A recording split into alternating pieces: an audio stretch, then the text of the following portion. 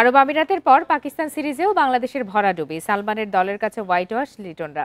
বিচ্ছিন্ন একটি দুটি পারফরমেন্স ছাড়া ব্যাটিং, বোলিং, ফিল্ডিং সব বিভাগে প্রশ্নবিদ্ধ টাইগাররা।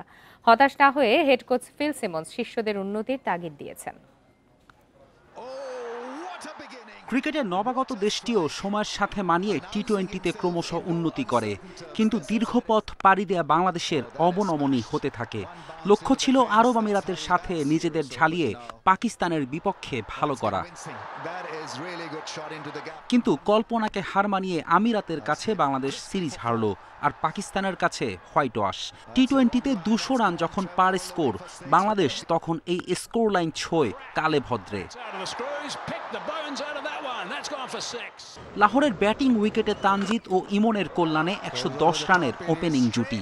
10 ওভারেই রান 100, তারপরও 190-এর ঘরে থামে বাংলাদেশের ইনিংস। সেই টার্গেট মামুলি বানিয়ে 16 বল বাকি রেখে জিতে যায় পাকিস্তান। এমনই নির্বিষ বোলিং বাংলাদেশের। মুস্তাফিজ, তাসকিনকে মিস করেছি। ওরা থাকলে অবশ্যই ভালো হতো। তারপরও ইতিবাচক দিক রয়েছে। ওপেনারদের পারফরমেন্স দারুণ ছিল।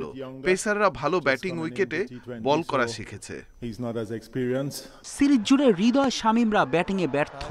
একের পর এক শর্ট বলে পাকিস্তানি ব্যাটারদের কাজ সহজ করেছে রিশাদ তানজিমরা। তারপরও হতাশ নন হেড কোচ ফিল সিমন্স। শিষ্যদের ফর্মে ফেরাতে আশার বাণী শুনিয়েছেন।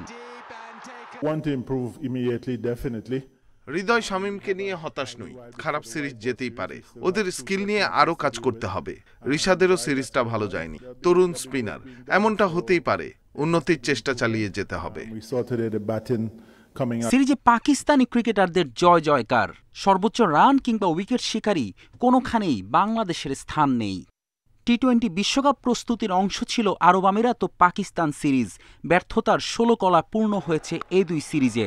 ঘুরে দাঁড়াতে টাইগারদের ব্যাপক উন্নতির বিকল্প নেই। ফেরদৌস ইসলাম, ইন্ডিপেন্ডেন্ট নিউজ।